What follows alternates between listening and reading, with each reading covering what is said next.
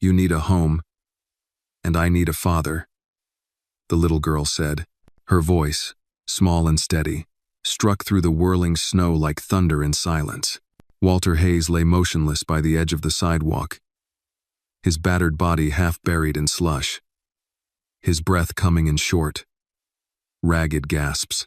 Blood had dried across one cheek, his lips were cracked, and his left eye swollen shut.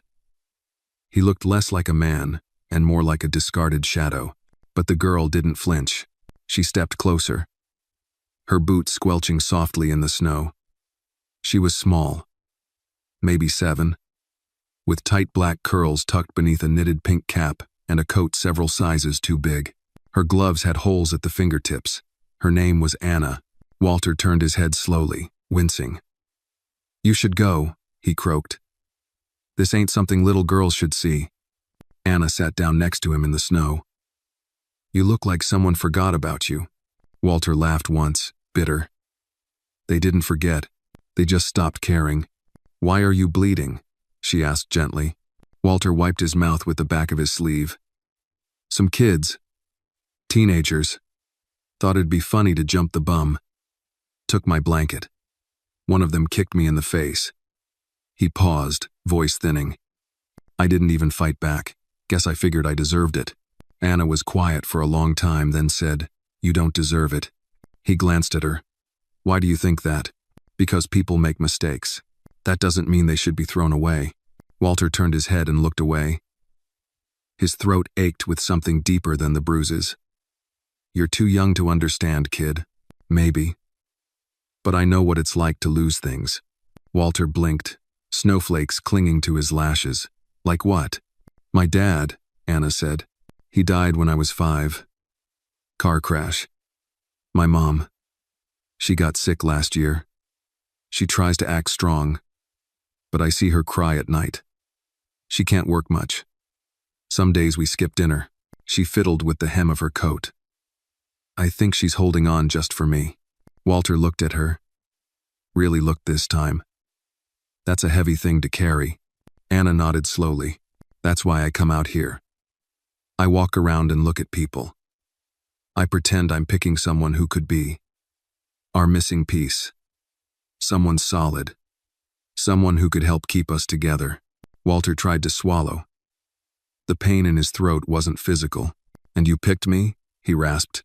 She reached into her coat and pulled out a crumpled napkin. "This was my dessert. A cinnamon roll. I saved it from school lunch. You need it more." He hesitated, then took it from her shaking hands. The sweetness hit his tongue like sunlight through broken clouds. Anna watched him chew, her dark eyes calm. "We live in that brown building with the boarded windows. It's not much, just one room, but it's warm. My mom sleeps on the floor so I can have the mattress. She won't mind if you stay tonight." Walter's eyes glistened. "You don't even know me. I know enough. You didn't push me away, and you cried. Grown-ups who cry aren't dangerous." He chuckled softly, the sound breaking in his chest. "You got a strange way of choosing people. Better than waiting for someone perfect." She shrugged. "Perfect people don't usually stop." She stood up and offered her gloved hand. Walter stared at it, then reached up with his bruised one. She pulled him up with more strength than her frame suggested. "You sure your mom won't think I'm trouble?"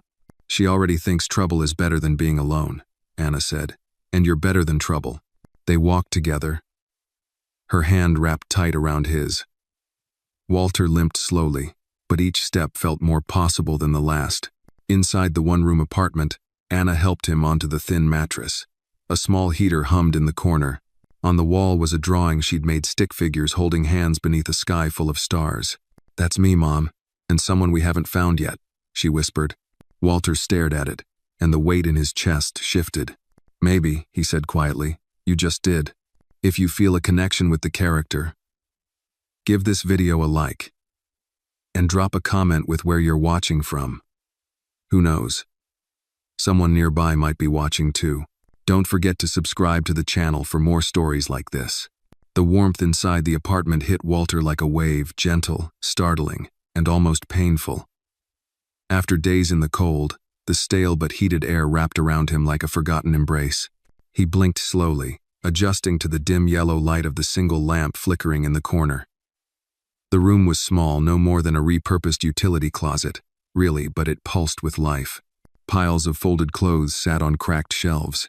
A few plastic toys rested in a shoebox beside the mattress. A family photo, faded and wrinkled, was taped to the wall. Anna moved with purpose. She took off her coat and scarf, then turned to Walter. "You can lie down if you want. Just for a bit. My mom's not back yet." Walter nodded and eased himself down onto the mattress, every joint creaking in protest. He hadn't felt anything this soft in weeks, maybe months. He let out a deep breath, one that seemed to escape from somewhere buried beneath his ribs. Anna sat cross-legged beside him. "You really used to wear suits?" Walter gave a dry laugh. "Yeah, custom made. Italian wool. Had a whole closet full of them." "What happened?" she asked, her voice not pressing, just curious. Like a child asking why the moon changes shape. He stared at the ceiling. "I let someone down. Someone real important. And after that, I stopped wanting to be seen." Anna was quiet for a while. "Did they forgive you?" "No," Walter said after a pause. "I didn't forgive myself either." Anna tilted her head. "You should, if you were sorry." He looked at her. "What makes you so sure I am?" She shrugged. "You cried." A lump rose in his throat again, but he swallowed it back. "You're smart, kid. Too smart for this world." She smiled. "That's what my teacher used to say, before we had to stop going to school." Walter propped himself up slightly. "What happened?" "My mom got too sick to work. We couldn't afford the bus. Couldn't afford much of anything." She looked down at her hands. "Some days we go to church for food. Some days we don't eat, but we always find a way." Walter looked around. There were no Christmas lights. No fancy gadgets. No decorations. But there was a handmade paper chain strung across the wall, and the lingering scent of cinnamon and something floral, maybe soap. It wasn't luxury, but it was survival, stitched together with pride. "She's strong, your mom," he said. Anna nodded. "Stronger than anyone." The sound of a key scraping the lock made them both turn. The door creaked open, and a thin woman stepped in, wearing 2 scarves and a look of exhausted confusion. She froze when she saw Walter. "Anna?" Her voice trembled slightly. "Who is this?" Anna jumped up and ran over. "Mom, this is Mr. Walter. He was hurt. I found him in the snow. He didn't have anyone." Walter slowly stood up, wobbling a little. "Ma'am, I'm sorry. I didn't mean to intrude. Your daughter, she saved me." Anna's mother stared at him, uncertain, one hand still gripping the doorknob. Her face was pale, her skin drawn, and there was a tightness in her shoulders that never seemed to relax. "I should go," Walter said softly. "No," Anna said quickly. "Please, Mom. He doesn't have anywhere to go. And I already gave him my cinnamon roll." "No." Anna's mom blinked, then let out a long sigh. "Do you need medical attention?" "I'll be fine," Walter said. "Just bruised pride and some broken ribs." She walked past him to put down her bag and groceries, just a carton of milk and a loaf of bread. Walter noticed her wince as she moved. She was hiding pain, but she did it with practiced grace. "Dinner's late," she murmured, pulling off her scarf. "I'll heat the soup." Anna chirped. Going to the hot plate in the corner, Walter sat back down, unsure of what to do with himself. He felt out of place, like a ghost someone accidentally invited into their home. As the soup warmed, Anna talked. About her favorite cartoons. About how the neighbor downstairs always smelled like fish. About how she once found a penny with a hole in it and thought it was lucky. Walter listened. So did her mother, silently sipping her tea and watching him from the corner of her eye. "You from Chicago?" she finally asked. "Born and raised," he said. "Used to live 2 blocks from the lake. Then the business went under. Then, everything else did too."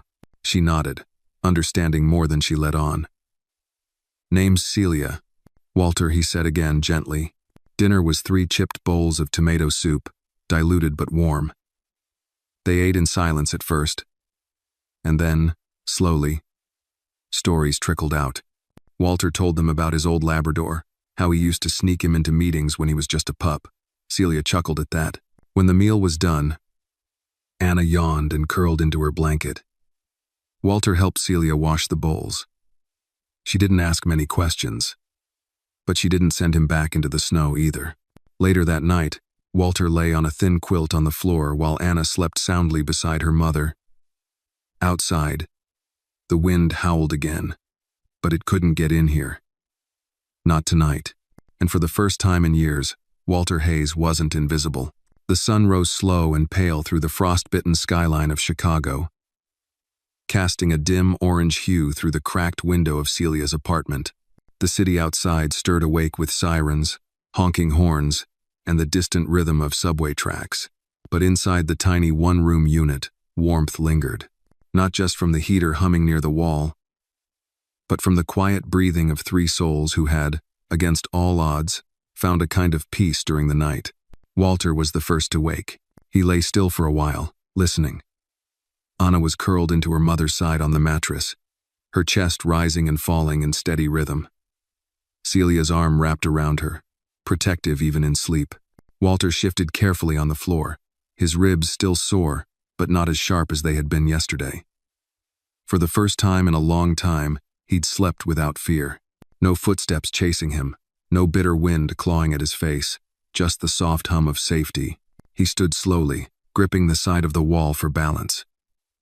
His coat still smelled faintly of blood and snow, so he shrugged it off and folded it neatly at the foot of the mattress. In the corner, a mirror hung crookedly on a nail.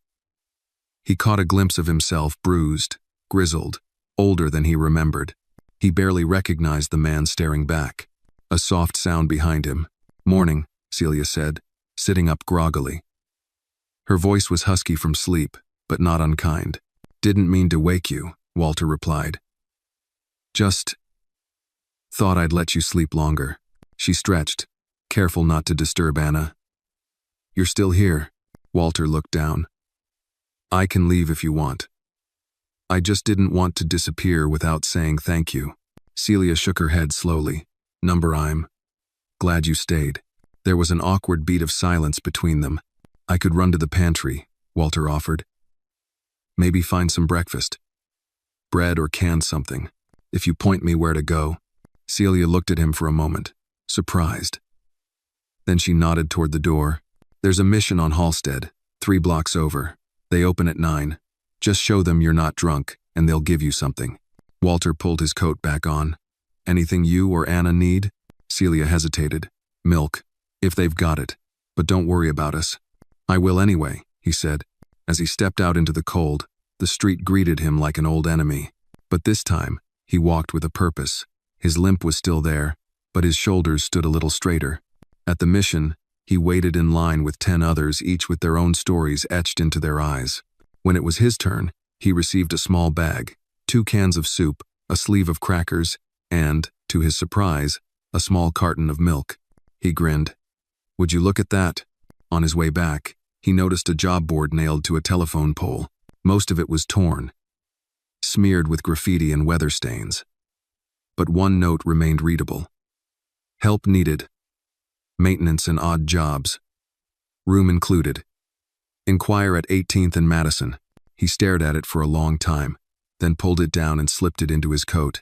When he returned, Anna was awake, perched on the windowsill like a cat. "You came back," she said with a grin.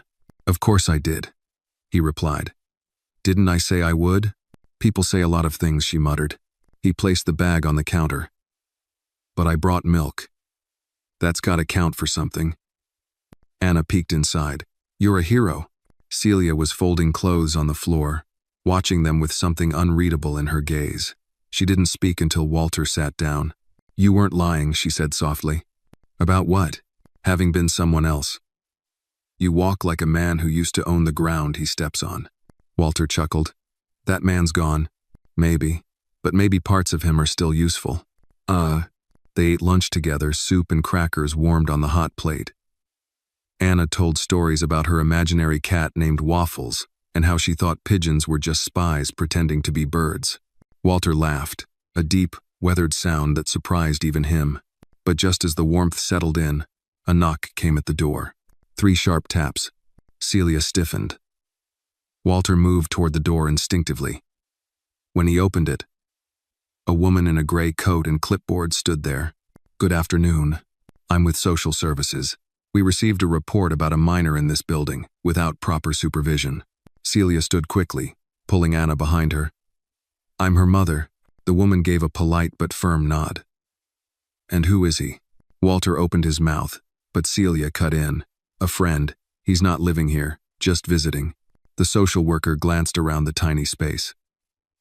"Is there a reason your child hasn't been in school this week?" "I was sick," Celia said quietly. "She stayed to take care of me." "And do you have proof of residence? Any employment documents?" Walter saw the color drain from Celia's face. "We're between jobs right now," she said. "But we're doing fine." "Really?" The woman jotted something on her clipboard. "I'll need to follow up. Possibly a home visit from CPS." When she left, the door clicked shut behind her like a warning bell. Celia dropped onto the mattress, eyes wide, heart racing. Walter sat beside her. "I'm sorry," he said. "This is because of me." "No," she replied firmly. "This is the system. It doesn't care that she's fed or warm or loved. It just sees broken things to fix." Anna came over and took her mother's hand. "We'll be okay. We got Mr. Walter now." Celia met his eyes, and for the first time, she didn't look like she was bracing for goodbye. Walter sat by the cracked window that evening, watching as the city slipped into darkness again. Street lamps flickered to life, casting dull golden halos over icy sidewalks. Inside, the silence in the small apartment was different now, tight, uncertain. Celia hadn't spoken much since the woman from Social Services left. She was moving around the space in short bursts, folding, organizing, cleaning what was already clean. It was the kind of nervous energy that only came when something bigger was looming and there was nothing you could do to stop it. Anna, as always, tried to brighten the mood. She had built a castle out of soup cans in the corner and was narrating an elaborate fairy tale in which knights rode city buses and dragons were just grumpy old men needing hugs.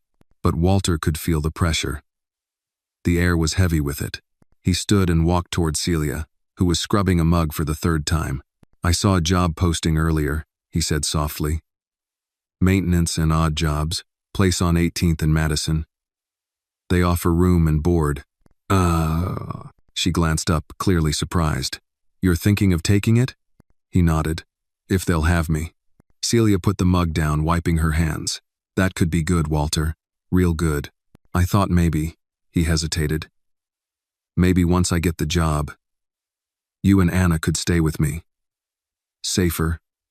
Cleaner. A real address." Her eyes searched his face for a long time. Then she shook her head. "That's kind. But CPS would see it as me giving my child to a stranger with no legal ties. It could make things worse." Walter's shoulders dropped slightly. "Then maybe I just go, start the work, and send anything I can back your way. I won't take charity." "It's not charity," he said, echoing Anna's words from days earlier. "It's kindness. There's a difference." She smiled faintly at that, then nodded. "All right. If you feel strong enough, do it. But be careful, Walter. This city doesn't always forgive." He left early the next morning, walking across half-frozen sidewalks as the sun crept over brick buildings. The address led him to a former church, now converted into a shelter that housed a maintenance office in the basement. A man named Terrence, bald and built like a refrigerator, greeted him with a skeptical stare. "You know plumbing?" Terrence asked. "I know how to make things stop leaking." "Electric?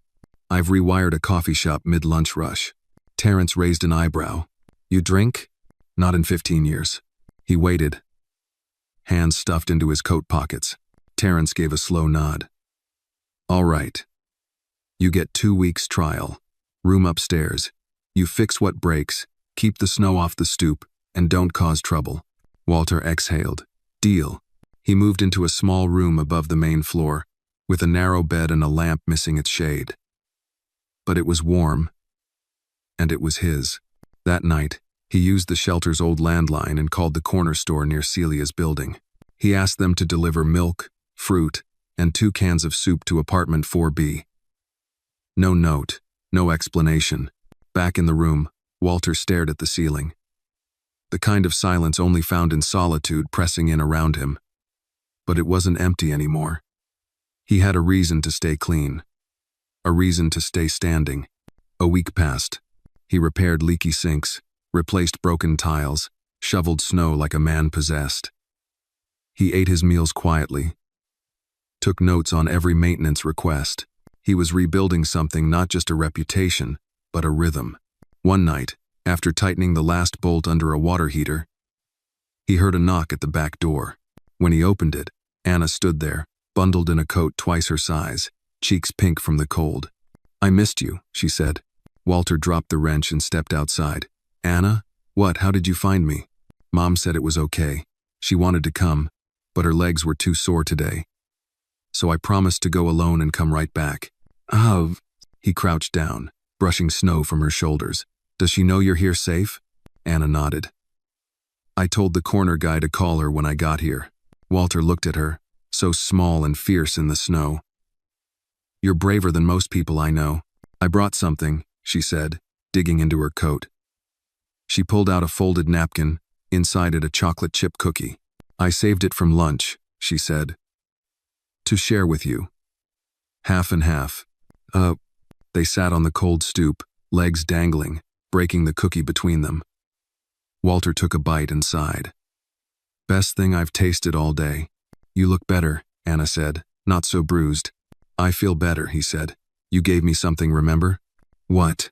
"A reason to come back." She leaned her head on his arm. "You think they'll take me from Mom?" Walter's chest tightened. "They might try. But they won't win. Not if I can help it." Anna smiled. "You already are helping." "No." She handed him a folded piece of paper, her drawing. This time, it showed her, Celia, and Walter standing together beneath a roof labeled Home. He swallowed hard. She stood and dusted off her pants. "Time to go. Mom's waiting." Walter walked her to the end of the block, watched her disappear into the night. Then he turned and looked up at the building he now called his own. He wasn't just surviving anymore. He was rebuilding. And this time, he wasn't doing it alone. Walter hadn't written his name on a form in nearly 3 years. But there it was, now printed neatly in black ink on the employment record that Terrence handed him to complete. "Make it official," Terrence said, handing over a pen. Walter stared at the paper. His name looked foreign. Too clean. Like it belonged to someone else. Walter James Hayes. Once, that name opened doors in high-rises, earned nods in boardrooms. Now it was inked on a form that would guarantee him a cot, a hot meal, and a mop bucket with his name taped to it. He signed it. "You're not just a ghost anymore," Terrence grunted, glancing at the signature. "That's your life on paper now. Don't screw it up." Walter nodded. Not planning to. Later that day, he fixed a rusted radiator and helped restock the pantry shelves. His hands had begun to find rhythm again, the muscle memory of responsibility. Every bolt he tightened felt like reclaiming a little piece of himself. He didn't mind the aching knees or the grease under his nails. It was proof that he was building something real. That evening, he called Celia from the shelter phone. "Hey," she answered quietly. The sound of a television playing in the background faded as she turned it down. "Just checking in," he said. "Got officially signed on today." "That's great, Walter," she said, her voice softening. "How's Anna?" "She's drawing again. Said she wants to make a comic book about a homeless hero with super tools." "You're the main character," Walter chuckled. "She's got an imagination. She's got faith," Celia said. "I think she believes in you more than anyone. That makes 2 of us then," he said gently. "Because I believe in her." They sat in silence on the line for a beat. "Celia, about the CPS visit," Walter began. "I've been thinking. Maybe there's something we can do." "No." "What do you mean?" "There's this guy I used to know. A lawyer.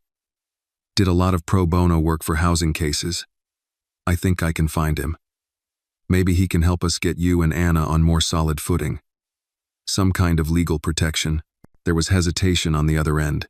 "You'd go that far for us? You already saved my life," he said. "I think it's time I try to return the favor." The next morning, Walter headed across town. He hadn't been to the financial district in years. The building still stood tall and glossy, casting long shadows over the sidewalks. He felt small again. Exposed. Like someone would spot him and drag him back into his past. He found the office smaller than it used to be, but the brass nameplate was still there, J. Mendel and Associates. He walked in, wearing his best shirt clean, if frayed, and asked the receptionist if he could speak to Jordan Mendel. The woman blinked at him. "Do you have an appointment? Number? But tell him Walter Hayes is here, from Avalon Holdings." She raised an eyebrow, but made the call. 10 minutes later, a man emerged balding, with tired eyes. But when he saw Walter, his mouth dropped open. "Walter? Jesus. Is that really you?" "In the flesh," Walter said. A little rougher than before. They shook hands, and Jordan pulled him into his office. "What happened, man?" Jordan asked, genuinely shaken. "Life," Walter said. "The short version, I lost everything. The long version? I gave up on fixing it. Until recently." Jordan listened as Walter told him about Anna, about Celia, about the visit from CPS. "I don't have money," Walter finished. "But I've got time. I've got sweat. I've got the will to make something right." Jordan rubbed his chin. "It's a long shot, but we might be able to file for emergency guardianship support, maybe even argue for a formal mentorship arrangement. I can make some calls." Walter exhaled. "Thank you. I can't promise anything," Jordan warned, "but you're not alone anymore." That night, Walter returned to the shelter with a stack of papers Jordan had prepared. He didn't sleep much. He kept thinking about Anna's drawing, the roof labeled, "Home." The next day, he visited Celia's apartment with the documents.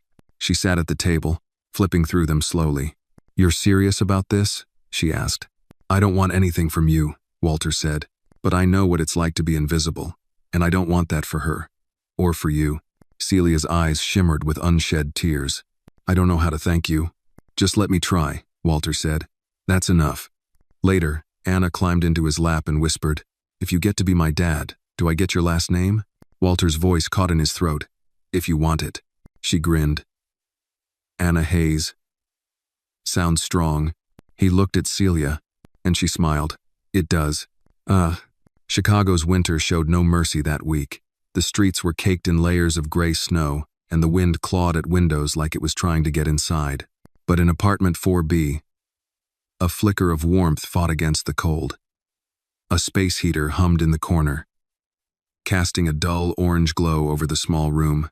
Anna was sprawled on the mattress, crayons in hand, sketching a new drawing. This one showed 3 figures standing in front of a tall building with the words, "Safe Place," scribbled above it. Walter sat across from her, double-checking the paperwork Jordan had helped prepare.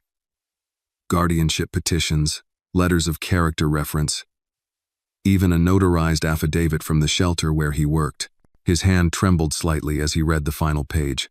Celia sat nearby, watching them both with a quiet intensity. Her cough had returned a dry, persistent rasp that sounded worse in the cold. But she didn't complain. She never did. "You all right?" Walter asked, folding the forms. "I've been worse," she answered, wiping her nose with a tissue. "But it's getting harder to fake it around Anna." "She knows," Walter said gently. Celia glanced at her daughter. "Yeah. She always knows." There was a knock at the door. Anna jumped up and ran to open it. A delivery man stood in the hallway, holding a padded envelope. "For a Mr. Walter Hayes?" he asked. "That's me," Walter replied, stepping forward. He signed, then took the envelope and opened it. Inside was a neatly folded letter with the seal of the Department of Children and Family Services. He read the first few lines, and his stomach dropped. "What is it?" Celia asked, her voice tense. Walter handed her the letter silently. She read quickly, her eyes widening. "They've moved up the investigation," she whispered. "They're sending someone tomorrow." Walter rubbed the back of his neck. "They're pushing for immediate placement evaluation. That means they think this place," he gestured around the room, "isn't suitable." Celia stood up, pacing. They'll say it's too small, that I'm too sick, that Anna's not getting the care she needs. They'll try to take her, Walter said flatly. Anna looked between them, her drawing forgotten. Am I going somewhere? Celia rushed to her, dropping to her knees. No, baby, you're not going anywhere. Walter crouched beside them. Listen to me, Anna. This doesn't change anything. We're going to fight for you. Together. Anna nodded, but her lip quivered. Do I have to talk to them? Maybe, Walter said. But just tell the truth. Tell them what you feel. That's all.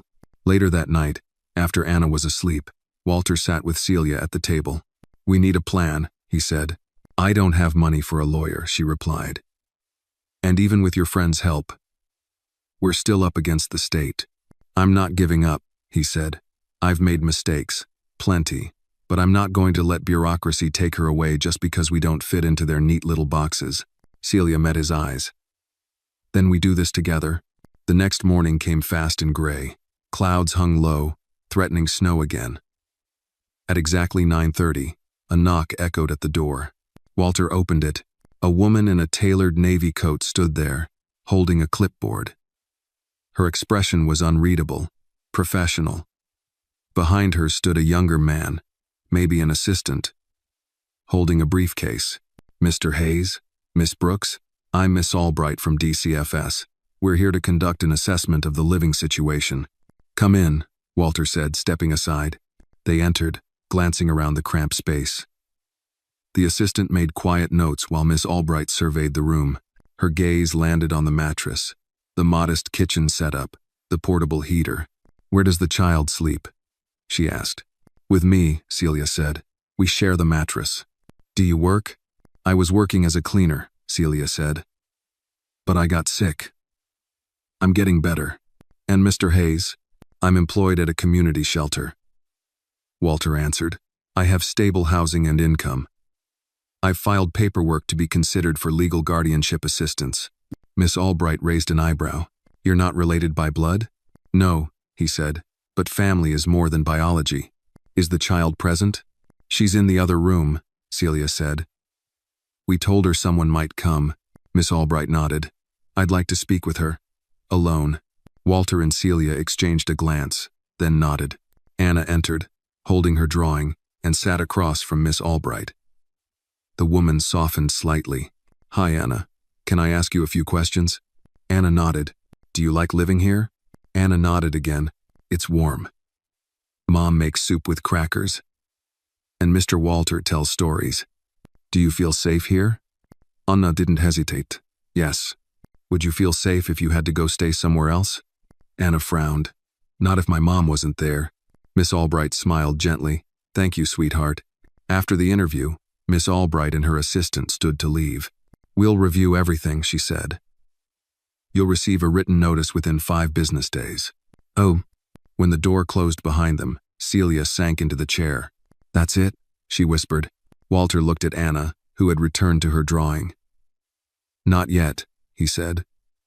This is only the first storm, but in his chest, a quiet hope had started to flicker. Because Anna had spoken her truth. And sometimes, that was the strongest weapon of all. 5 days passed, each one longer than the last. Walter spent his mornings at the shelter, tightening leaky faucets, replacing cracked tiles, and keeping himself so busy he wouldn't count the hours. Every break, he found himself watching the shelter phone, waiting for a call that never came. Every evening, he walked back to Celia's apartment, bearing groceries, soup, cough, medicine, whatever little comforts he could afford. Celia tried to stay calm, but the tension crept into her bones. She cleaned more, rearranged shelves, rewrote lists of what they'd do if the worst happened. Her cough hadn't gone away, and her sleep was light and broken. But she never said a word of fear in front of Anna. Anna, in contrast, lived on a different rhythm. She continued drawing, crafting little stories about heroes who saved the day with hammers, brooms, and buckets. She'd ask questions like, do you think people at City Hall ever need hugs? And, if a person loses their house, do their dreams still have an address? Walter never knew how to answer. So he'd just say, yes, and smile like he believed it. On the 6th day, around noon, The letter came. Walter found it taped to the door of the shelter's front desk, a plain white envelope, addressed in neat government print. He didn't open it right away. Instead, he held it in his hand like it was a bird with a broken wing, too fragile to squeeze, too dangerous to drop. Terrence noticed. "You all right?" Walter nodded. "Yeah. Just..." One of those moments. Terrence didn't press. He just gave Walter a firm pat on the shoulder and said, "Good luck, Hayes."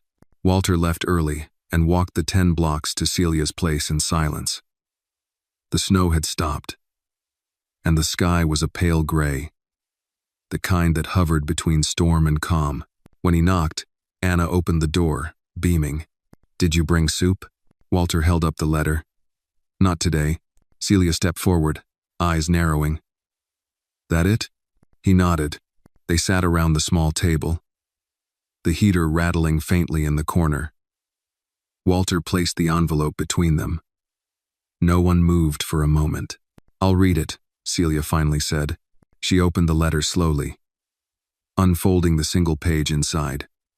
Her eyes scanned the lines, moving left to right, slower, then faster. Then she stopped. Walter watched her face. It was unreadable. Anna leaned forward, whispering, "Mom?" Celia lowered the paper. "They're not removing her," she said, voice tight. Walter exhaled, leaning back against the chair. "They noted the conditions are modest," she continued, "but stable. They approved a 6-month observation period under current guardianship, with review." Walter rubbed his face, overwhelmed. "That means we get to stay together," Celia said, "but they'll be watching. One slip, and they'll come again." Anna didn't seem to care about the fine print. She jumped up and hugged her mom tight. "We did it!" she cried. "We really did it." Walter smiled. "Number, you did it." Celia looked at him, her eyes softer than they had been in weeks. "We all did." That night, they celebrated with soup and toast. Walter brought over an old record player he'd found in the shelter's attic. Celia laughed when he pulled it out, the dust still clinging to the edges. "I didn't know you were sentimental," she teased. "I'm just old," he replied. They played scratchy jazz tunes while Anna danced barefoot on the carpet, spinning in circles and shouting, "We're still a team." Celia poured 2 small cups of leftover apple juice and handed one to Walter. "To small victories," she said. He raised his cup. "To starting over." Later, after Anna fell asleep curled against the mattress, Celia and Walter sat in the quiet. "I keep thinking about that day you showed up," she said, frozen, bleeding, "and now you're here." Walter nodded. "I didn't think I'd survive that night." "You didn't just survive," she said. "You gave us a chance." Walter looked down. "I was nobody. You're somebody now," she said softly. "To me, to her." He didn't respond right away. "I want to do more," he said finally, "not just be allowed to stay. I want to be the reason this family doesn't break." "You already are," Celia whispered. And in that moment, the silence between them was not empty, but full of trust, of gratitude, of something growing slowly and deeply beneath the surface. Winter wasn't over, but neither were they. The day after the letter, the sky over Chicago cracked open and dropped a fresh coat of snow, thick and blinding white. Walter stood on the rooftop of the shelter early that morning, clearing off ice from a heating vent with a broken broomstick. His breath rose in white puffs, and the cold bit through his gloves, but he felt something he hadn't in a long time. Direction. Terrence found him up there around 8. "Busy saving the world one vent at a time?" Terrence called. Walter looked up and grinned. "Someone's got to keep the heat on." Terrence nodded and crossed his arms. "Got a call this morning. Some guy asking for you by name. Said he was looking for Walter Hayes, the one that used to own the sky. That mean anything?" Walter stiffened.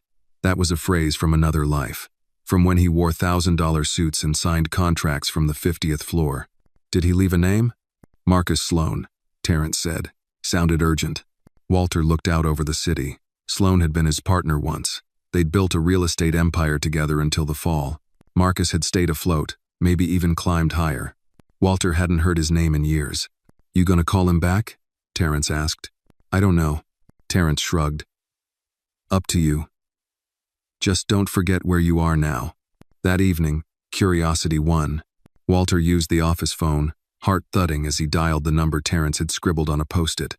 On the third ring, a familiar voice answered. "Hayes, you're alive." Walter leaned against the wall. "Guess so." Listen, Marcus said, voice tight. "I heard what you've been doing. The shelter, the kid, the woman. You've made a hell of a story for yourself." Walter frowned.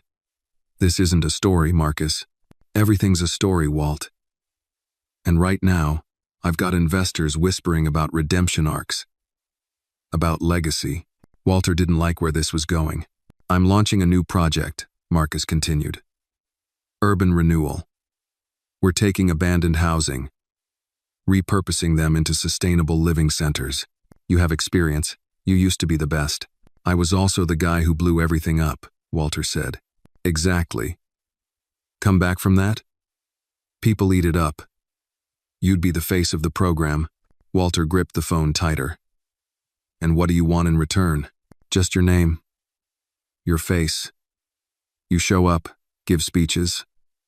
The press eats it up, and we make real change." There was a pause. "And I'll make sure that paperwork you filed for that girl, it moves through faster, cleaner." Walter's stomach turned. "So that's what this is. It's business, Walt. The kind you use to run circles around." Walter stared at the wall. "Let me think. Don't take too long. These windows don't stay open forever." That night, he told Celia everything. She sat quietly, listening, hands wrapped around a chipped mug of tea. "He wants to use you," she said finally. "I know, but he's offering something real." "I know that too." Celia looked at him.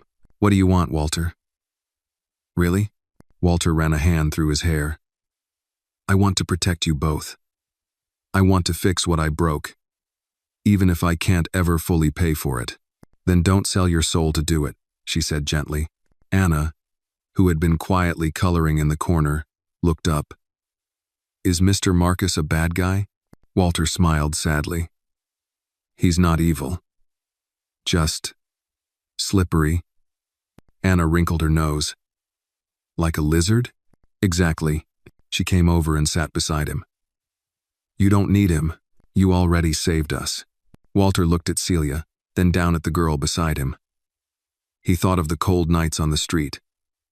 The blood dried on his face, the taste of crackers and soup, the weight of shame that had crushed him for years. And how it all shifted the moment Anna said, "You need a home. And I need a daddy." "No deal," he whispered. "What?" Celia asked. "I'm not going back to who I was, not even for the promise of safety. If we're going to build something, it's going to be real." Celia exhaled, her shoulders dropping with relief. "Then we'll keep building." Walter called Marcus the next day and gave his answer. Marcus didn't argue, just sighed. "Suit yourself, Hayes. But don't expect many second chances." Walter hung up and didn't feel a single ounce of regret. That same afternoon, the shelter's boiler cracked. Pipes leaked. Power blinked out across half the building. Walter worked into the night, elbow deep in rust and freezing water, patching the system back together with borrowed tools and instinct. Terrence showed up with hot coffee and a grim nod of approval. "You didn't take his deal, did you?" Walter shook his head. "I'm already working for someone else." Terrence smirked. "That little girl's got more pull than $1 million investor. She's got more heart," Walter said. By midnight, the heat was back on. The lights flickered steady. Walter returned to his tiny room, soaked and exhausted, but smiling. He had said no to power, to comfort, to the easy road, and it felt damn good. Outside, the snow kept falling, but inside, the ground beneath him felt solid for the first time in years. By the end of February, the wind in Chicago lost its vicious bite, though snow still clung to the gutters like stubborn memories. Walter stood outside the shelter, hammer in hand, staring up at the plywood sign above the door. The paint had long faded. Only ghost letters remained from a church that hadn't seen a sermon in decades. It wasn't much to look at, but this place had saved lives, his among them. He glanced down at the heavy plank resting against the wall, a new sign. Plain white background, bold navy letters. Anna had drawn the design herself, clean block print, with a small sun peeking out behind the word hope. The official name: Hope Haven Community Center. Terrence stepped out with 2 mugs of coffee, handing one to Walter. "We ready to put it up?" Walter nodded. "Let's give this place its real name." Together, they hoisted the board into place, Terrence grumbling about ladder angles, while Walter held it steady. The nails went in easy. When they stepped back, the sun caught the fresh paint just right. "It looks honest," Terrence said. "It looks like a new start," Walter replied. Later that afternoon, Anna and Celia arrived. Anna jumped out of the cab and ran straight to the sign, tilting her head to read it. "We're on the map now," she shouted. "Hope Haven." Celia followed more slowly, coughing into her sleeve. She was thinner than Walter remembered, shadows beneath her eyes, wrists wrapped tight in sleeves too big. The last round of medicine hadn't gone far enough. The next one would require a prescription and a clinic she hadn't dared walk into since the bills started piling up. Walter helped her into the building, arm beneath hers. "You need to let me help." "I'm fine," she whispered. "Don't worry, Anna. She already knows," he said gently. "She's just pretending not to." That night, they sat in the common room. Walter had cooked spaghetti, and Anna was piling Parmesan onto hers like snow. Around them, other shelter guests filtered in and out, drawn by the warmth and the smell of real food. A woman named Carla, recently out of a rehab program, brought over a radio and played Motown classics. Terrence nodded along to "Ain't No Mountain High Enough," while Anna danced in her socks, dragging Walter into a clumsy waltz.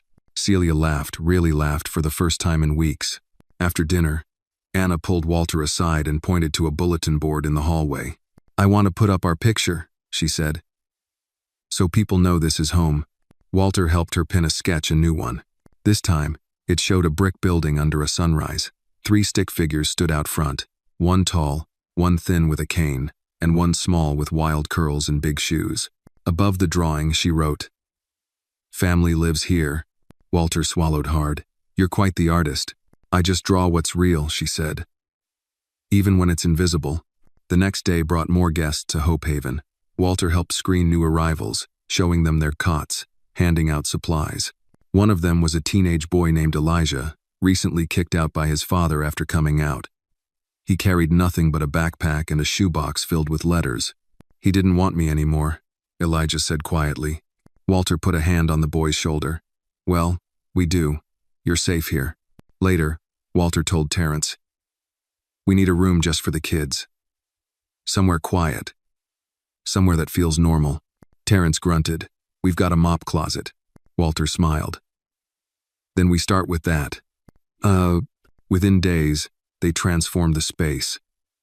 Anna painted the walls with bright colors, while Carla donated a bookshelf. Celia helped sew cushions for the floor. They called it the nest. At the end of the week, a small plaque went up beside the door. "The nest, built by many hands, kept by big hearts." The following Monday, Jordan Mendel visited. He walked the hallways slowly, nodding at the changes. He had helped expedite Celia's medical support and was now helping Walter establish Hope Haven as a formal nonprofit. "You've built something," Jordan said, hands in pockets. "Not just shelter structure." Walter looked around. "It's not just mine. But you're the spine," Jordan replied, "and I think it's time we made that official." He pulled out a certificate, already framed. It bore the Hope Haven seal and read, "In recognition of Walter J. Hayes, founder and guardian." Walter stared at it. "I don't need recognition," Jordan chuckled. "It's not for you. It's for them, so they know who stood up when everyone else walked away." Celia hung the plaque later that day. Anna clapped as it went up, then stood beside it with her arms crossed. "Now no one can forget," she said proudly. As the day ended, Walter walked outside and watched the sunset spread gold over the rooftops. The city still carried its scars just like him. But something had changed. He no longer feared being seen. He no longer ran from his name. And in a small corner of a big city, his past was no longer his prison. It was the foundation of something better, something lasting. Hope didn't just live here now. It had a door, a sign, and a name on the wall. Spring whispered its arrival into Chicago with cautious warmth. Patches of green peeked through the snow. and the air held a promise of change. At Hope Haven, sunlight filtered through newly cleaned windows, casting soft light across the main hall. There was laughter again, the kind that lingered. It felt like hope had roots now, but even in the bloom of renewal, shadows lingered. One morning, as Walter was fixing a broken cabinet in the pantry, Terrence walked in holding a clipboard with a frown that didn't quite fit the weather. "We've got a scheduled site visit," he said. "Tomorrow, city inspectors, and someone from DCFS again." Walter wiped sweat from his brow. "DCFS? Why again so soon?" "Routine, supposedly." Follow-up from Anna's case. "They're reevaluating after the 6-month provisional decision." "You know the drill." Walter's stomach turned. "We're stable. She's safe. They've seen that." "Bureaucracy doesn't see people," Terrence said. "Just boxes to check." Walter nodded slowly.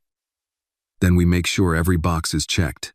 That evening, he told Celia, she was sitting on the edge of her bed, bundled in 2 sweaters, coughing quietly. Her medication had helped, but the illness was like a tenant that refused to leave. "They're coming again," he said. "Tomorrow." Celia closed her eyes. "We knew this would happen. We've done everything we could." "We're not losing her," Walter said, his voice firm. "Not when we've come this far." Anna, sitting nearby with a book in her lap, looked up.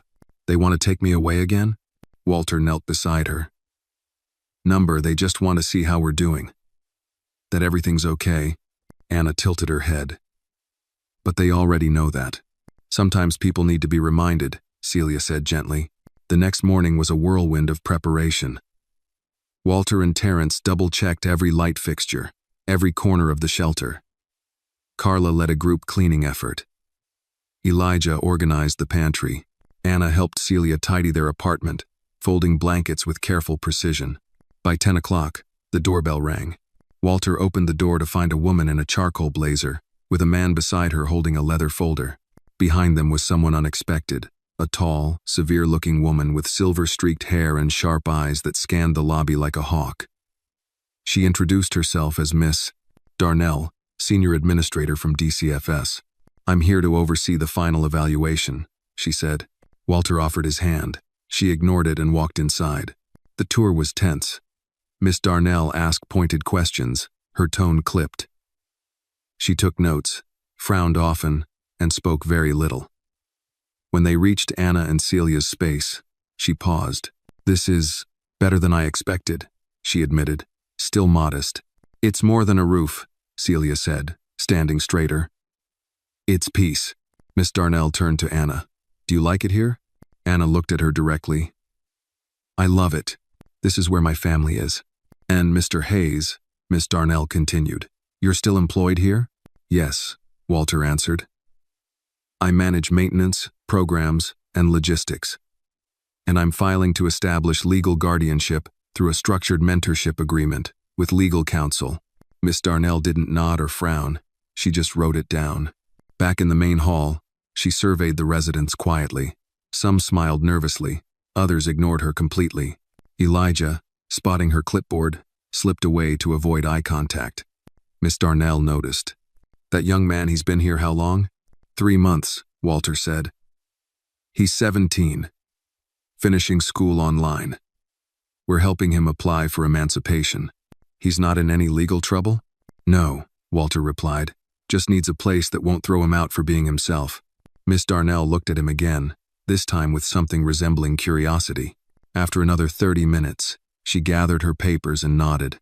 "I'll submit my report by the end of the week," she said. As she turned to leave, Anna suddenly called out, "Wait!" Miss Darnell stopped. Anna held up a crayon drawing. It was the 3 of them, Celia, Walter, and her standing in front of Hope Haven. A sun beamed in the corner, and the words, "Thank you for seeing us," were written across the top. Miss Darnell stared at it for a long moment.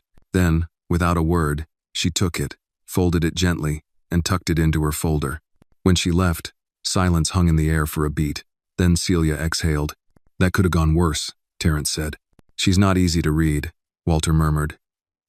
"But I think she saw the truth." That night, Walter found Anna sitting by the window. "You were brave today," he said. She nodded.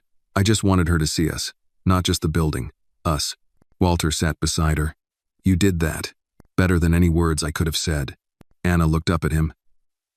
Do you think she'll let me stay with you forever? Walter took a long breath. I think she wants what's best for you. And I know we are that. I want your last name, she said quietly.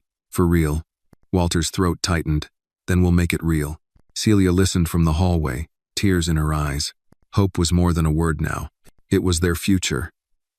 Their name. Their fight. And it was just beginning. The air in Chicago carried a faint scent of thawing earth, a subtle signal that spring had arrived. Hope Haven bustled with renewed energy walls painted brighter, laughter echoing more freely, and a waiting list for those seeking shelter stretching longer by the day. But even with the progress, an undercurrent of anxiety lingered like a cold draft beneath the door. They were waiting again.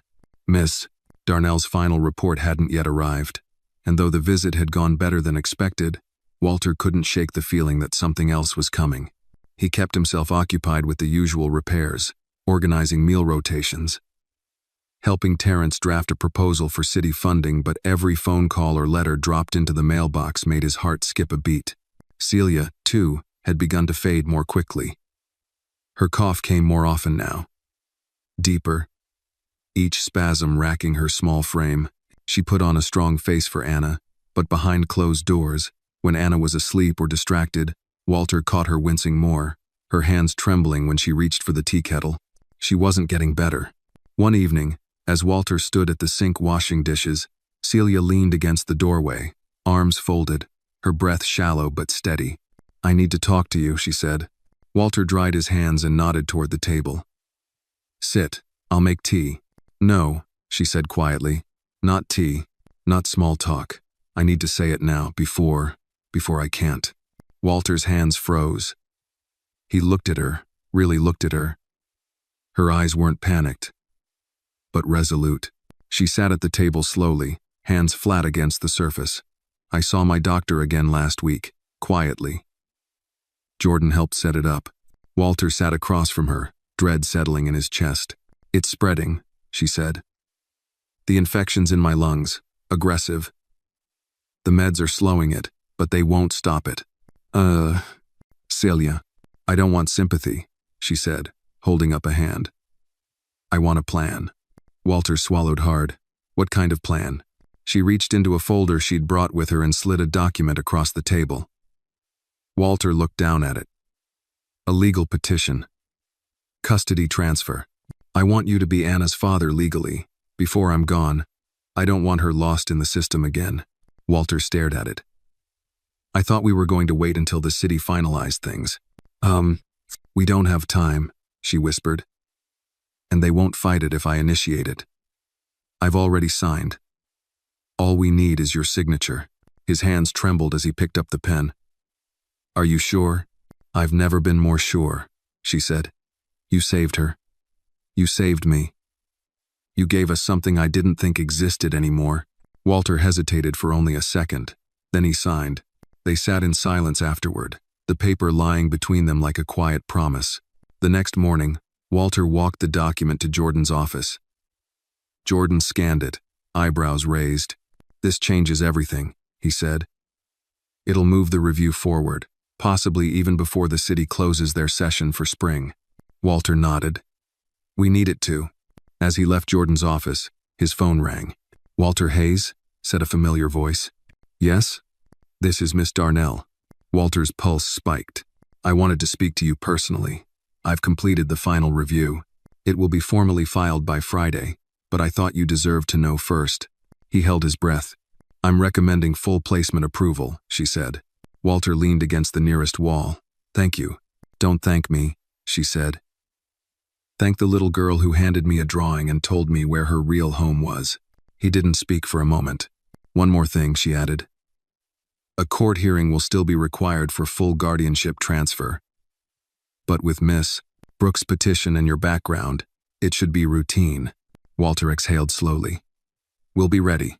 When he returned to Hope Haven, Celia was resting. Anna ran to him with a grin that stretched from ear to ear. Did she say yes? She said yes, Walter replied, kneeling. "We're going to court soon. Then you're stuck with me forever." Anna threw her arms around him. "Good. I already told everyone you're my real dad anyway." That night, they sat together as a family. Celia, though pale and tired, looked peaceful. Walter noticed how she leaned her head against the couch cushion, how her breathing slowed in rhythm with Anna's tiny snores from the other room. He tucked a blanket over her. "You did good," she whispered. "You did better," he replied. She smiled faintly, closing her eyes. The next morning, she was weaker, barely able to sit up. Walter called Jordan, who arranged for a nurse to visit quietly. They didn't want to alarm Anna. She just thought her mom was extra tired and promised to draw her something with extra sunshine. By dusk, Celia slipped into a soft sleep.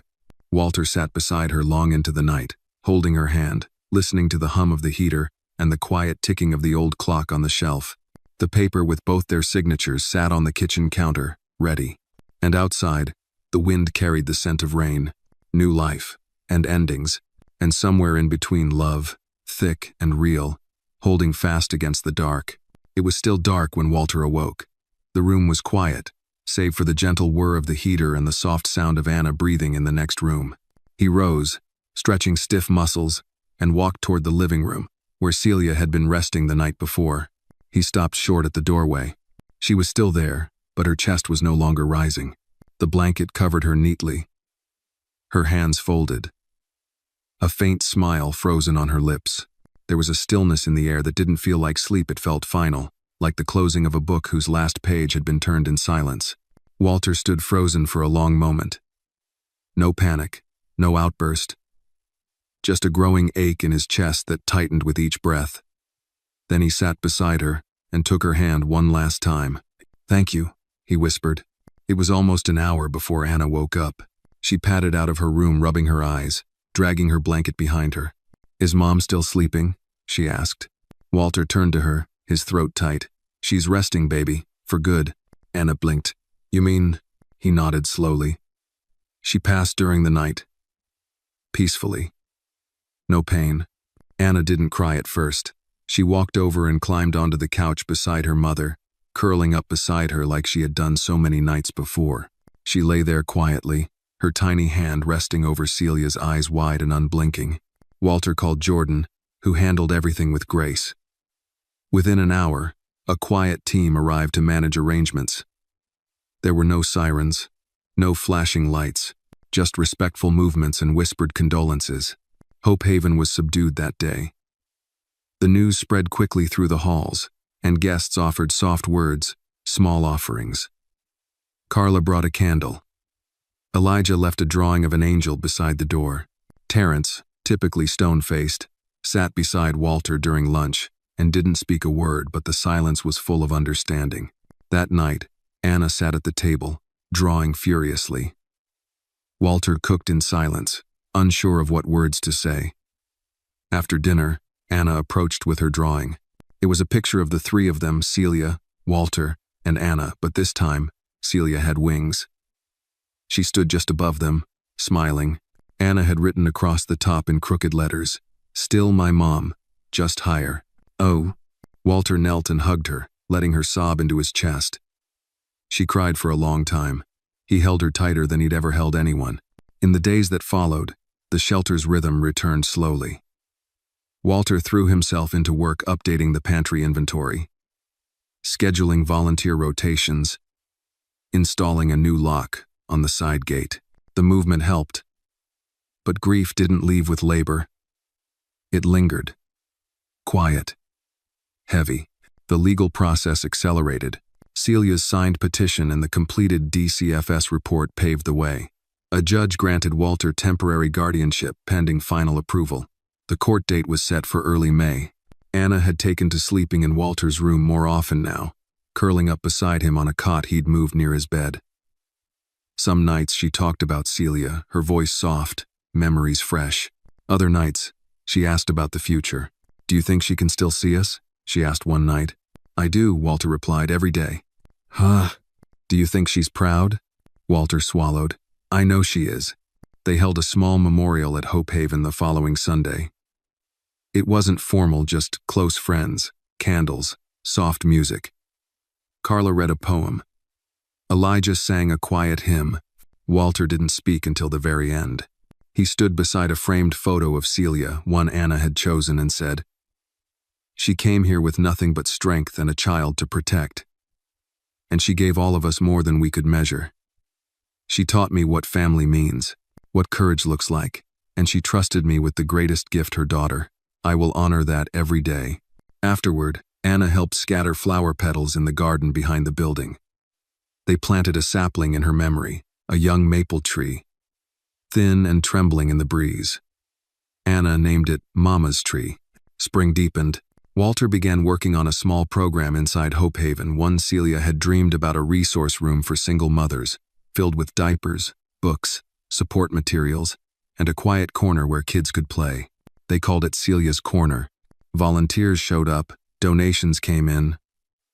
A retired teacher offered tutoring for residents' kids. A young social worker, inspired by Celia's story, offered pro bono assistance. The space filled with voices, new stories, new families. One night, as Walter closed the main gate, Anna stood beside him holding her sketchbook. "I added a page," she said. She opened to a new drawing, a tree with branches stretching high. On one side stood Celia, floating gently. On the other, Walter and Anna, holding hands, looking up. The sun behind them glowed in crayon yellow. "It's us," she said, still growing. Walter hugged her close, feeling her heartbeat against his chest. "You're going to be all right," he said softly. "So are you," she replied. And as the stars emerged overhead, the wind swirled gently through Mama's tree, carrying with it the scent of fresh blossoms and the echo of a love that had never really left. The courthouse stood like a monument carved from stone and history, gray, rigid, and cold despite the warmth of spring outside. Walter held Anna's hand tightly as they walked through the metal detectors, her small fingers wrapped around two of his. She wore a yellow dress Celia had sewn for her the previous summer. Her hair was tied with a pale ribbon, and a stuffed bear, one Walter had salvaged and stitched together months earlier, peeked from her backpack. "Do you think the judge will be nice?" she asked, her voice low. Walter smiled faintly. "I think he'll see what matters." They waited in a bench-lined hallway outside the courtroom, sitting under buzzing fluorescent lights. Jordan arrived soon after, a leather folder under one arm and a reassuring calm in his presence. "We've got everything," Jordan said as he sat. "Petition's airtight. The judge is fair. No surprises." Walter nodded, though his stomach turned. He glanced at Anna, who leaned against him sleepily, her eyes heavy but alert. "Tell me again," she whispered. "What do I say?" "Just be honest," he said. "Tell the truth, like always." When their case was called, they entered the courtroom together. It was smaller than Walter expected, no grand gallery, no towering judge's bench, just rows of chairs, a polished floor, and a kind-eyed man in a black robe who motioned for them to sit. Judge Hammond was in his 60s, hair like soft ash, glasses low on his nose. He peered at the papers before him, then at Walter, then at Anna. "So," he said gently, "this is the family the paperwork tells me about." Walter nodded. "Yes, Your Honor." The judge leaned back slightly. "Mr. Hayes, your history is not typical for a prospective guardian. Former corporate executive, financial scandal, homelessness. Yet the past year tells a different story." "Yes, sir. You've built a shelter, provided for dozens of families. You've maintained care for this child for several months. The Department of Children and Family Services filed a recommendation in your favor. So did the previous guardian, now deceased." Walter cleared his throat. "I did what I could, because she needed it. Because I needed it." Judge Hammond nodded slowly. "Miss Anna," he said, turning to the girl, "can you come speak with me?" Anna walked up to the bench nervously, her little shoes tapping on the floor.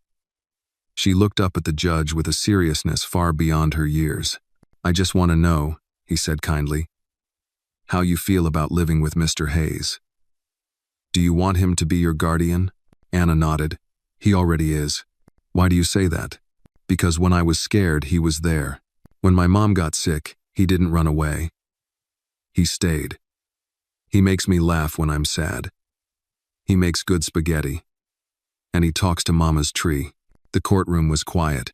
Judge Hammond smiled softly. Mama's tree? Anna pointed to the drawing she had brought, folded neatly in her hands. We planted it for my mom. It's growing strong now. Just like us. The judge took the paper, unfolded it, and stared at the crayon sun, the tall tree, the two figures at the base, one tall, one small. He looked back at Walter. Mr. Hayes, are you ready to take full responsibility for this child? Emotionally, legally, financially? I am, Your Honor, Walter said without hesitation. Every day, for the rest of my life. There was a long pause. Judge Hammond nodded once. Then it is the judgment of this court that full legal guardianship of Anna Brooks be transferred to Walter J. Hayes, effective immediately. Jordan let out a slow breath beside him. Anna squealed and jumped into Walter's arms, clutching his neck. He hugged her tightly, eyes wet but smiling. Congratulations, Judge Hammond said. You're a father now, Mr. Hayes. Walter whispered, I always was. Outside the courthouse, Anna insisted they go celebrate. Can we get ice cream? She asked. Mom always said ice cream was for the best days. Walter looked at Jordan, who laughed. You've got my vote. They found a small corner shop nearby, red stools, hand-dipped cones, and 1,960-second jukebox music playing from an old speaker. Anna picked strawberry with rainbow sprinkles. Walter chose chocolate. Jordan, ever the minimalist, got black coffee and a small vanilla. As they sat at the window, Anna turned to Walter. Do I call you Dad now? Walter paused. If you want. She leaned into him, licking her cone. I think I do. He kissed the top of her head. Then that's what I'll be. On the walk back, Anna skipped ahead, twirling in her yellow dress beneath the budding trees. Walter watched her and felt something he hadn't felt in years, a kind of completeness that wasn't loud or dazzling, but deep, anchoring. That evening, back at Hope Haven, Carla and Terrence had prepared a small dinner in their honor: roasted chicken, mashed potatoes, and apple pie from the corner bakery. Other residents joined in, clapping as Walter and Anna walked in. Someone had hung a handmade banner. Welcome home, Anna Hayes. She beamed. That night, as Walter tucked her in, Anna pulled the blanket up to her chin and said, Do you think Mom knows? Walter nodded. She knows. And she's happy? He brushed a curl from her forehead. Happier than ever. She yawned. Tomorrow, we can plant another tree. Why's that? Because families grow. Walter turned off the light, sat by the window, and watched the city twinkle outside, alive, loud, and indifferent. But inside this small room in a once crumbling shelter, something sacred had taken root. He wasn't just fixing broken things anymore. He was building something that could last. The weeks after the court hearing passed quickly. Anna settled into her new life as Anna Hayes with a joy that was as quiet as it was complete. She insisted on writing her name on everything: her notebooks, her drawings, even the side of her favorite cereal box. Walter never corrected her. Every stroke of that last name was a promise fulfilled. At Hope Haven, life found its rhythm again. The shelter's new wing, Celia's Corner, continued to grow. Donations increased after a local news article profiled the shelter's work and the story of Walter and Anna. People from across the city began to send supplies, handwritten letters, and even offers of volunteer support. One day, a retired nurse dropped off 3 boxes of children's books. For the girl who believes in trees, she said, smiling at Anna. But with progress came pressure. Walter began receiving unexpected phone calls, first from a former colleague, then from an unfamiliar number with a New York area code. Some were vague, others not so much. One message was left anonymously. You've made yourself visible again, Hayes. And not everyone forgets so easily. Walter played the voicemail 3 times, standing in the dark kitchen, phone pressed to his ear. His past, buried under layers of work and redemption, was stirring. Later that week, as Walter was sorting through paperwork in his small office at the back of the shelter, Terrence knocked on the door. A grave look on his face. There's someone here asking for you, he said. Says his name is Charles Kettering. Walter's stomach dropped. Charles Kettering. That name hadn't crossed his lips in years. Former partner, former friend. The man who'd testified to save his own skin when the scandal broke, leaving Walter to take the fall. Send him in, Walter said. his voice calm despite the thunder in his chest. Charles walked in wearing an expensive coat and the same arrogant smirk Walter remembered from their Wall Street days. He looked around the room with faint amusement.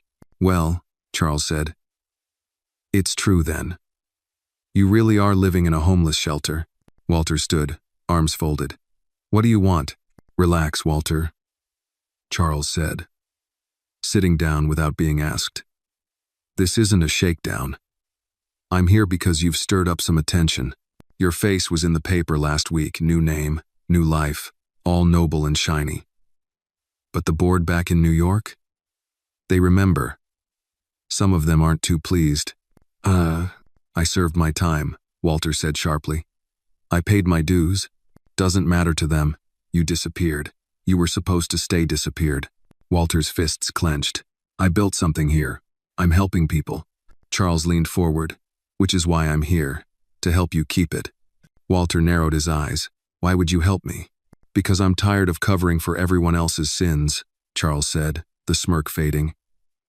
"You were the scapegoat. I knew it then. I know it now. And if they come after you again, drag this place down with you, it's on my conscience." Walter studied him in silence. He didn't trust him. Not fully. But there was something in Charles's eyes he hadn't seen before. Guilt. Maybe. Or regret. Trying on new clothes. "What do you want me to do?" Walter asked. "There's a file," Charles said. "Back from the audit. It proves your innocence buried in archives. I found it. I want to bring it forward." Why now?" "Because if I don't," Charles said, "someone else might rewrite the story. And this time, you might lose more than your job." Walter didn't answer. He nodded once. Charles stood to leave, then paused at the door. "That girl," he said. "She yours?" "She is now." Charles gave a faint nod. "She's lucky." After he left, Walter sat in silence for a long time, staring at the folder Charles had handed him. Inside were copies of emails, financial records, timestamps, evidence that could clear his name completely, but also evidence that would stir old waters. He didn't want a headline. He didn't want to be the center of anything. He just wanted peace for Anna and for the shelter. That night, as Walter tucked Anna in, she reached up and touched his cheek. "Are you okay?" He smiled faintly. "Yeah, kiddo. Just a lot on my mind." "You don't have to worry," she said. "You always fix things." "No." He kissed her forehead. "Trying my best." After she slept, Walter stepped outside. The night was cool, the air fragrant with blooming trees. He walked quietly to the garden where Mama's tree stood, branches taller now, swaying gently under the stars. He knelt beside it and whispered, "I don't want to stir the past, but if it threatens her, if it threatens this place, I'll fight." He looked up at the tree's leaves trembling in the wind. "I hope you understand, Celia, because this time, I won't walk away." And just like that, he made his decision. If the truth could protect what they'd built, what she'd sacrificed for, then he would bring it into the light, even if it meant facing the ghosts he'd run from all those years ago. Walter stood in front of the mirror the next morning, buttoning a shirt he hadn't worn in months. It was the closest thing he had to a suit now clean, pressed, but far from his Wall Street days. He stared at his reflection. Same face. New man. He didn't flinch when he looked himself in the eyes this time. Anna watched him from the doorway, holding her cereal bowl. "Where are you going all dressed up?" "I have to talk to someone," he said, straightening his collar. "Someone important." "About what?" Walter thought for a moment. "About telling the truth." She nodded slowly. "Like in court?" "Exactly like that." Anna smiled. "Then you'll be great." He kissed the top of her head and grabbed the folder Charles had left. The weight of it was more than paper. It was the past, bound in a manila shell, finally ready to be opened. Walter met Jordan at a diner near the city clerk's office. The place smelled like burnt toast and over-perfumed coffee.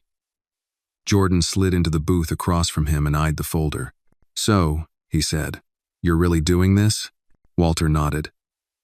"If it stays buried, they'll think they still have power over me. Over this place. Over Anna." Jordan exhaled. All right, let's go over it.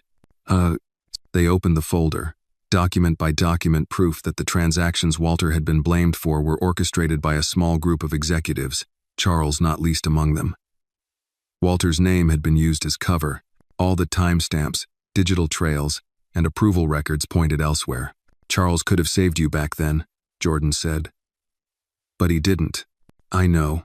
And now he wants to be the hero? Walter shook his head. I don't need him to be the hero.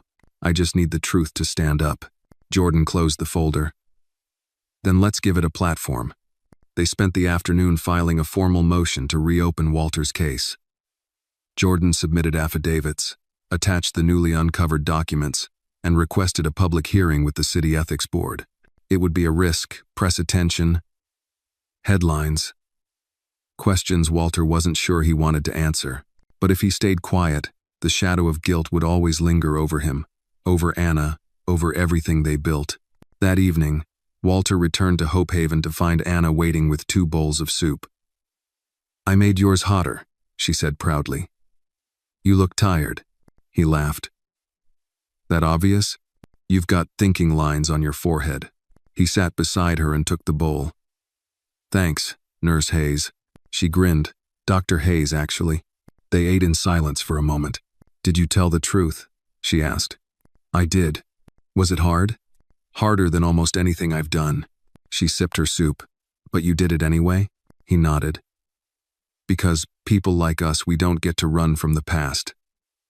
We either face it, or we let it win. Later that night, Walter sat at the shelter's front desk alone, sifting through a stack of emails. One caught his eye. Subject line, Press Inquiry, Walter Hayes. He opened it cautiously. A reporter from a major outlet wanted to schedule an interview about the upcoming ethics hearing and Walter's role in the scandal years ago. The message was polite, professional, and clear. People are watching your story again, and they want to hear it from you. Walter didn't respond right away. He stared out the window at the streetlights casting long shadows across the sidewalk. He thought about the first night Anna found him there, half frozen and broken, about Celia's quiet strength, about the promises he made. He hit reply. I'll talk, he wrote. But only if we start with the shelter. With the people who saved me.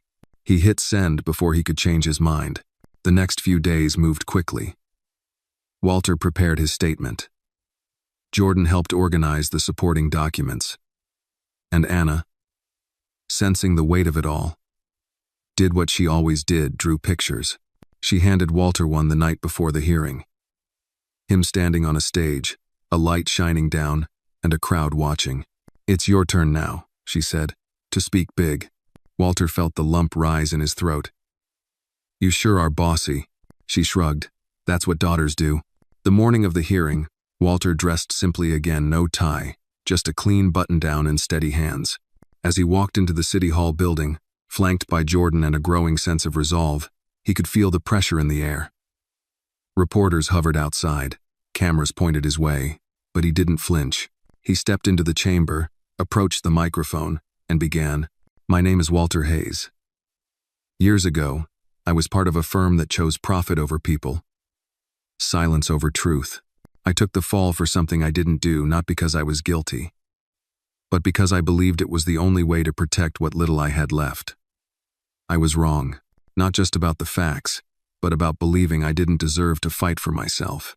Today, I come not just to clear my name, but to speak for those who don't get this chance. I run a shelter now. I'm raising a daughter, and every day I ask myself, what kind of world am I building for her? He paused, and today, that world starts with telling the truth. As he stepped back from the microphone, the room remained quiet. No applause, no outbursts. Just a solemn, respectful silence.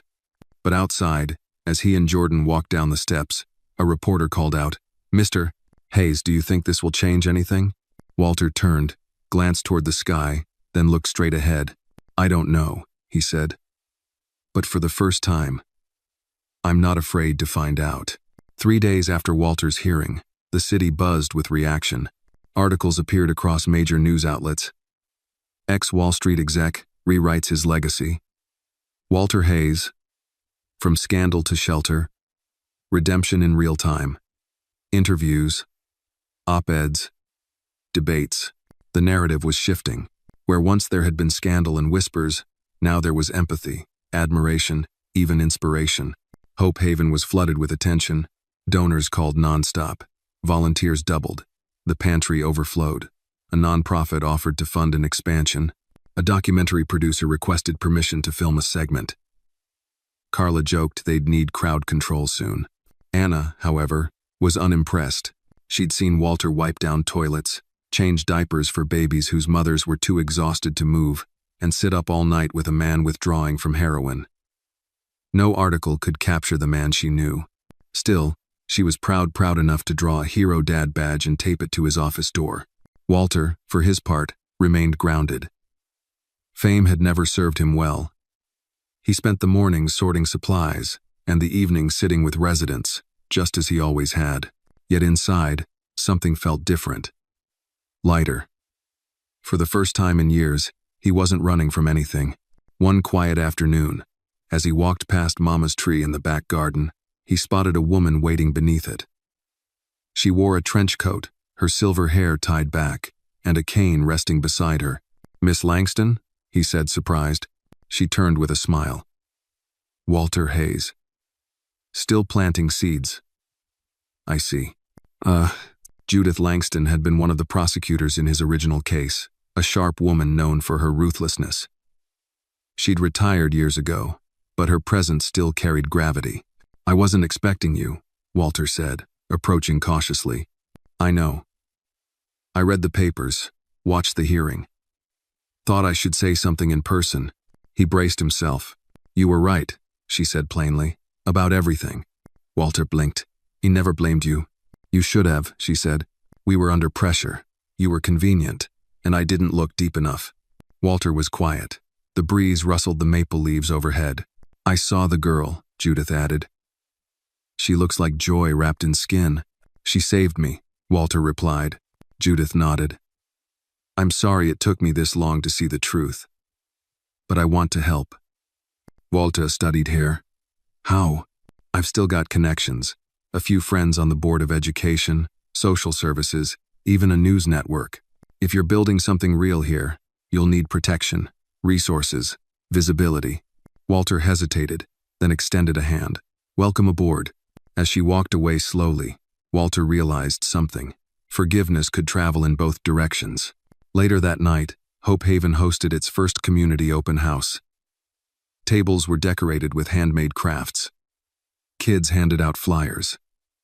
Elijah played piano in the corner. A local bakery donated cupcakes. Anna wore her yellow dress again, now a little shorter on her growing frame, and stood near the door like a tiny hostess. Jordan gave a short speech. Carla told a story about a resident who'd just secured housing.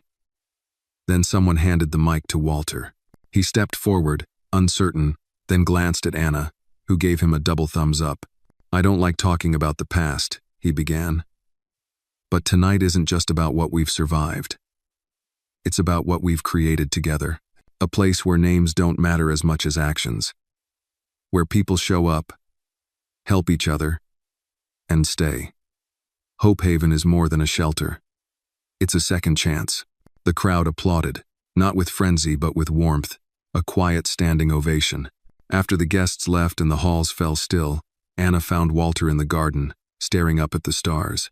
"I have something for you," she said, handing him a piece of paper. He unfolded it, a drawing of Hope Haven with the words, "Our Real Home," written above in big purple letters. Inside were stick figures: Anna, Walter, Carla, Elijah, Terrence, and even Mama's tree, smiling. Walter smiled, tears pricking his eyes. "You're quite the artist." Anna climbed onto the bench beside him. "Do you think Celia sees all this?" Walter looked up at the moon, glowing softly above the rooftops. "I know she does." Ugh. They sat in silence, the garden alive with crickets and the scent of night flowers. Suddenly Anna asked, "What happens now?" Walter thought for a moment. "Now we keep building, keep helping, and maybe we take this even further." She tilted her head. "Like another Hope Haven?" "Maybe," he said. "One day." Anna grinned. Can we call it Hope Mountain? He laughed. We'll work on the name. She leaned against him, her small frame warm against his side. I think we're gonna be okay. Huh. Walter wrapped his arm around her. Me too, sweetheart, me too. And somewhere in the quiet, amid the heartbeat of a rebuilt life and the soft promise of tomorrow, Walter knew the ripple had begun. And it would keep moving outward, reaching places he hadn't dared to dream of before. Spring had folded gently into early summer. Hope Haven buzzed with new life, families finding permanent housing, new volunteers painting murals in the hallways, and the launch of a pilot program for job training. Walter had never been busier, but it was the kind of busy that felt alive, purposeful. Anna, now reading chapter books, took to helping younger kids with their ABCs after school. She wore a little badge that said, Helper in Chief, which she made herself with glitter glue. She had flour in her hair more often than not, as she and Carla baked banana bread for the community once a week. The shelter felt like more than a place to stay. It felt like it breathed. Then, one Tuesday morning, a letter arrived. It was delivered by courier, sealed in an envelope with no return address. Walter opened it slowly in his office. The words were typed, cold and precise. Mr. Hayes, the past does not vanish because the public turns its gaze elsewhere. Some of us remember. Some of us keep records. We advise you to stop pursuing expansion, or the truth you've built will be questioned all over again. There was no name, no signature. Just an address scribbled at the bottom, a warehouse near the docks. Walter stared at it. Heart pounding. He called Jordan immediately. That's a threat, Jordan said, after reading the scanned copy. You need to report this. Walter exhaled, rubbing his temples. It's not just a threat. It's a warning. They know we're growing. They're scared of it. You think it's someone from the firm? I think it's someone who's benefited from my silence. Jordan nodded slowly. You're going to the address, aren't you? I have to. Against Jordan's advice, Walter drove to the warehouse that evening. The place was old, rusting, with windows like clouded eyes. He stepped inside, phone in hand, recorder running. He didn't know what he expected, maybe an ambush, maybe a confrontation, but it was empty. Dust on the floor, footsteps long faded. But in the center of the warehouse, he found a metal box. Inside it were records, old financial ledgers, contracts, and scanned images of forged signatures, all implicating the same inner circle that had let him take the fall. But something else was in the box. Photos of Walter, of Anna, of Hope Haven. Someone had been watching them. Walter felt sick. That night, back at the shelter, he barely slept. He sat in the living room long after Anna went to bed, staring at the flickering lamp. Carla found him there at 2 a.m., still in his coat. You're shaking, she said, handing him tea. What happened? He told her. Everything. She listened without interrupting. When he finished, she put a hand on his. So you bring it into the light, she said simply. You've already survived worse. I don't want this to touch her, Walter whispered. Not Anna. Then you fight louder, with everything you've got. The next morning, Walter called Judith Langston. I found something, he said.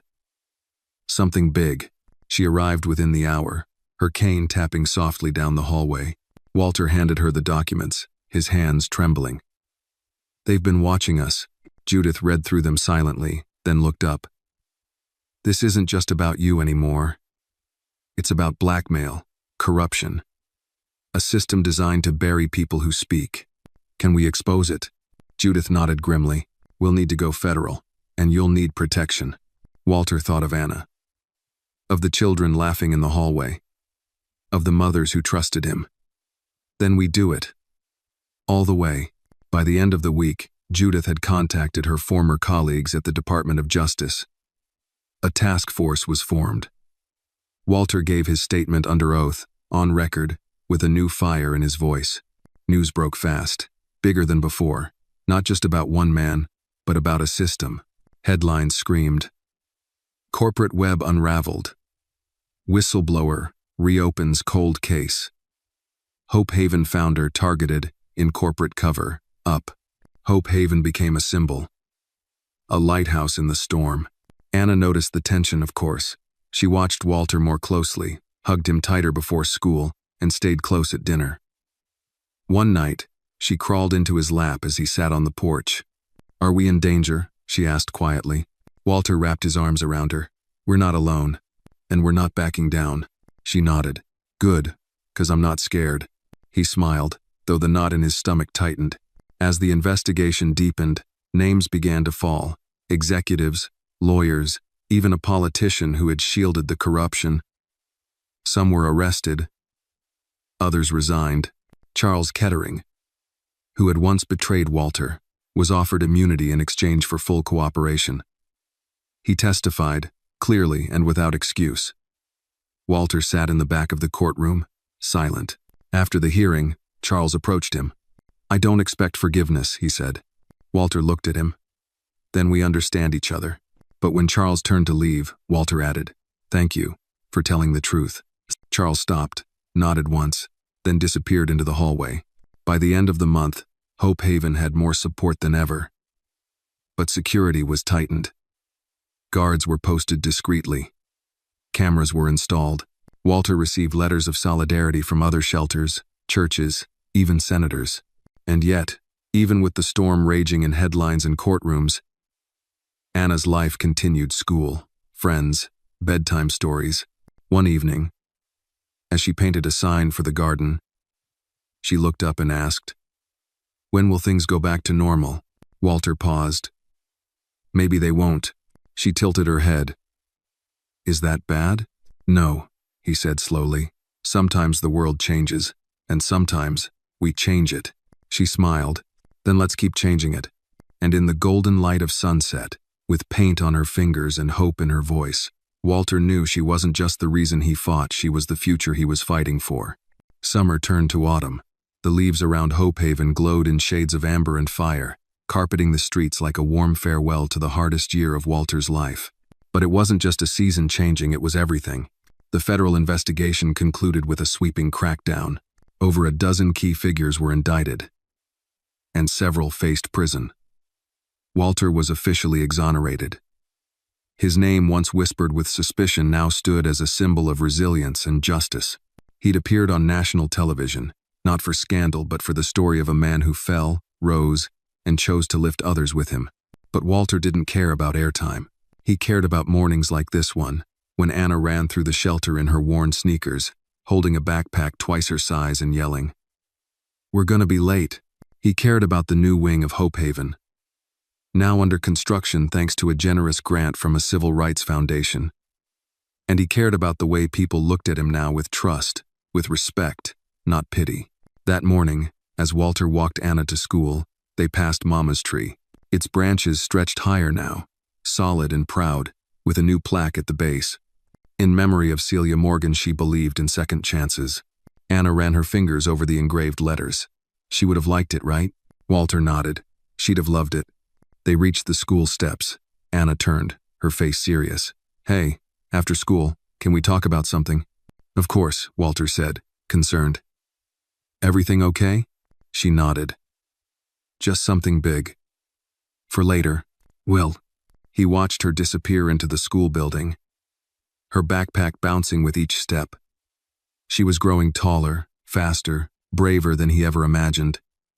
It scared him sometimes how much she meant to him, how fiercely he wanted her to have a world she didn't have to survive, but one she could thrive in. Back at the shelter, things moved fast. Carla was reviewing architectural plans with a construction crew. Terrence coordinated a weekend meal drive. Jordan had a meeting scheduled with a national nonprofit to replicate Hope Haven's model in other cities. Walter stepped back from it all for a moment and walked into his office, closing the door quietly.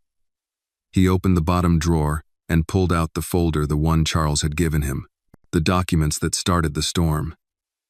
He didn't look at them anymore, but he couldn't quite throw them away. Instead, he took them, walked to the garden, and placed them beneath the roots of Mama's tree. He dug gently with his hands and buried the past where it belonged. That evening, Anna returned from school with her usual chatter about spelling tests and lunchroom drama. But after dinner, she sat across from Walter at the kitchen table, uncharacteristically quiet. "You said I could tell you something big," she said. He folded his hands. "Always." She took a breath. "There's this essay contest at school. The topic is, who inspires you?" He smiled. "Let me guess, Michelle Obama?" "Nope," she said, smirking. "You." Walter blinked. "I wrote about you," she continued. "About how you used to sleep on the sidewalk. But now you make a home for people. About how you don't yell when things are hard. You just keep going. And how when people say mean things, you prove them wrong with kindness." Walter felt his throat tighten. "Anna, I want to read it at the assembly," she said. "But I'm nervous, so I was wondering if you'd stand next to me while I do." He stood, walked around the table, and knelt beside her. "You don't need me to be brave, kiddo, but I'll be there. Always." The day of the school assembly came. The auditorium was full parents, students, teachers. Anna stood at the microphone, hands shaking slightly, but her voice steady. "My name is Anna Hayes, and I want to tell you about my hero. G." She spoke of the cold winter morning when she met Walter, of the way he cried in the snow, of the way she offered him her last piece of bread. She told the room how he'd become her dad not by blood, but by heart. She spoke of justice, of second chances, and of the power of kindness when the world is unkind. And when she finished, the room erupted into applause. Walter stood nearby, eyes wet, heart full. Afterward, people approached him, teachers, parents, even the school principal. "You're doing something rare," one said. "You're changing the world. One little girl at a time." As the sun set that evening, Anna and Walter sat once again by Mama's tree. She leaned against him, humming a tune from music class. "Think we'll ever move?" she asked. "Maybe," Walter said. "But only if we find another place that feels like home." She smiled. "I like it here, even if the roof leaks sometimes." He laughed. "We'll fix that." In the silence that followed, they both looked at the city skyline in the distance. Lights flickered on, one by one, like stars descending to Earth. It wasn't a perfect world. It never would be. But in this little corner of it, something good had been planted. Something strong, and as night embraced the sky, Walter whispered a quiet promise not to the courts, not to the cameras, but to Anna, to Celia, to every broken soul who ever wandered in from the cold. "This light, we'll keep it burning, no matter what." The story of Walter and Anna teaches us that redemption is always possible, no matter how broken the past may seem. It reminds us that acts of kindness, no matter how small, can change the course of a life. Through courage, truth, and love, even the most shattered souls can build something lasting and beautiful. Ultimately, it is not power or wealth that defines us, but the light we choose to carry for others in their darkest moments.